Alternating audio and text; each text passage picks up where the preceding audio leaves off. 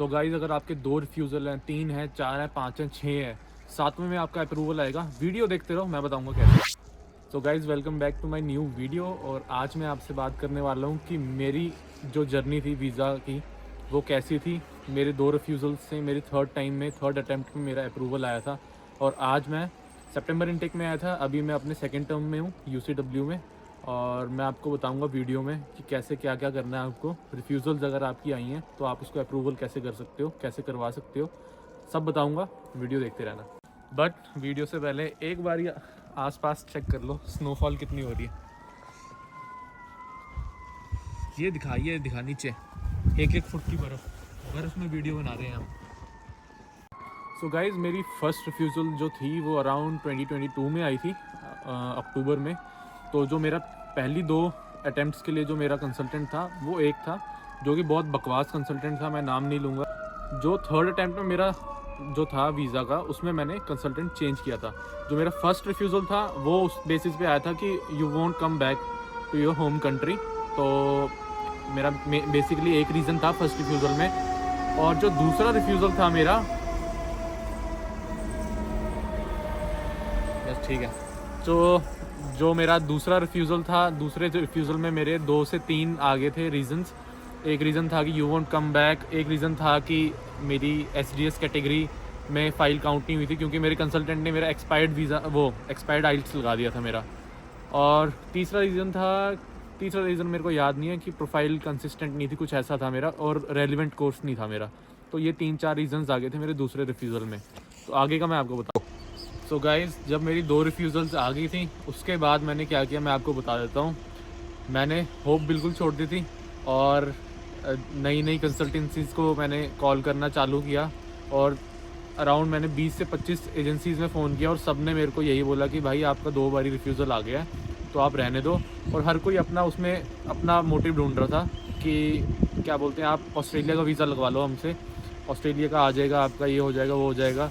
तो बेसिकली मैंने होप बिल्कुल छोड़ दी थी और मैं ये सोच के बैठ गया था कि भाई अब कुछ नहीं होने वाला इसके आगे। फिर क्या हुआ, मैं एक दिन यूट्यूब पे ऐसे ही स्क्रॉल कर रहा था और मैं I came across a video of Delhi immigration services. तो ये कोई स्पॉन्सर्ड वीडियो नहीं है उनकी, तो मैं जस्ट बता रहा हूँ, उनके लिए ग्रेटिट्यूड है एक तरह से कि उनकी वीडियो आई और उनका मैंने पोर्टफोलियो चेक किया। तो उन्होंने ऐसे ऐसे वीज़ाज़ लगाए थे कि 6 रिफ्यूज़ल्स के बाद, 7 रिफ्यूज़ल्स के बाद। तो कहीं ना कहीं मेरा वहाँ पे होप आने लग गई वापस और मैंने कॉल कर दिया उनको। तो उनका नाम नवदीप है।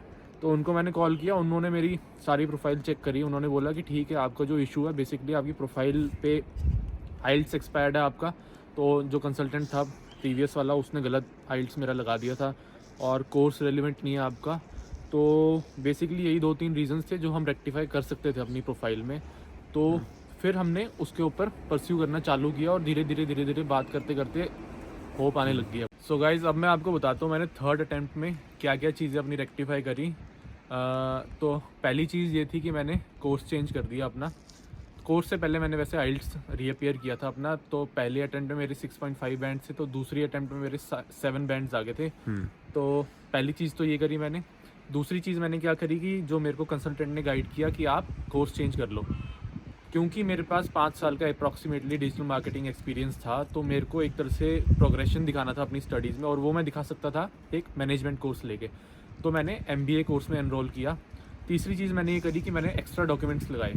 मैंने डॉक्यूमेंट लगाया, जो सबसे मेन था CA सर्टिफिकेट लगाया, और अपनी 1-2 चीज़ें और लगाई थी मैंने।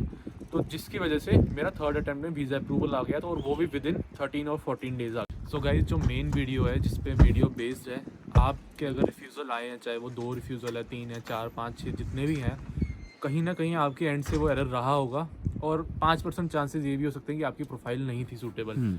तो अब मैं आपको बताता हूँ आपने क्या 4-5 चीज़ें इंश्योर करनी है। तो सबसे पहली चीज़ तो आप ये मेक श्योर करो, जो आपका कंसल्टेंट है, अगर तो you are going with the consultant, so make sure consultant the best हो, चोर टाइप ना हो, क्योंकि चोर कंसल्टेंट बहुत है मार्केट में।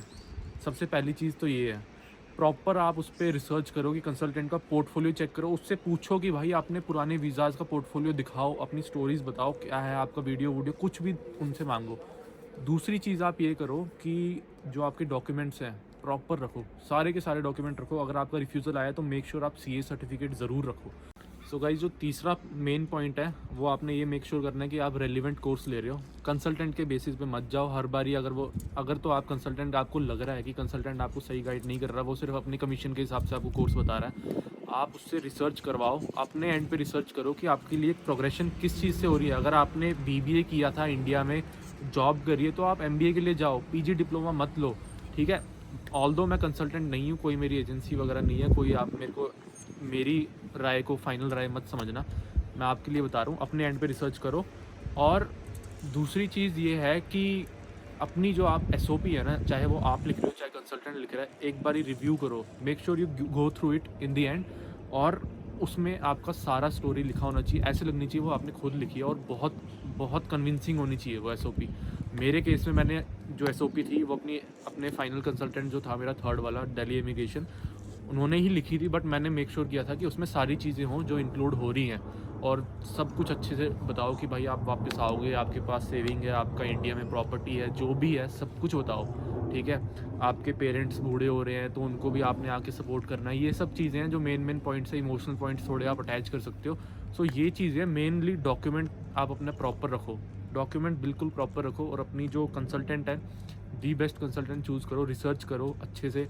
अगर आपको चाहिए हो कि आप मेरे वाले कंसल्टेंट से बात करना चाहो, मैं आपको लिंक दे दूंगा, आप देख लेना, उनकी बात आपको अच्छा लगे आप उनसे कर लेना, राय ले लेना। बाकी गाइस ऐसा होप मत छोड़ो, अगर आपके 2 रिफ्यूज़ल आ गए, 3 4 5 6 के बाद भी लोगों के 7th अटैम्प्ट में अप्रूवल आया है, अगर आपके भी रिफ्यूज़ल आए हैं, अप्रूवल आएगा, आप अपने एंड पे एक थोड़ी सी रिसर्च करके देखो, अप्रूवल आपका डेफिनेटली आएगा। थोड़ा सा ये हो गया कि थोड़ा मुश्किल हो गया, GIC डबल हो गया, बट स्टिल कोई बात नहीं, जिसने आना है वो तो आएगा। बाकी गाइस मेन वीडियो यही थी कि अप्रूवल आप कैसे मेक श्योर कर सकते हो अपना फाइनल अटैम्प्ट में। अच्छी लगी हो वीडियो तो गाइस लाइक शेयर और सब्सक्राइब ज़रूर कर लेना चैनल को, और अपने फ्रेंड्स के साथ ज़रूर शेयर कर लेना, और आगे की वीडियोज़ के लिए सब्सक्राइब ज़रूर कर लेना।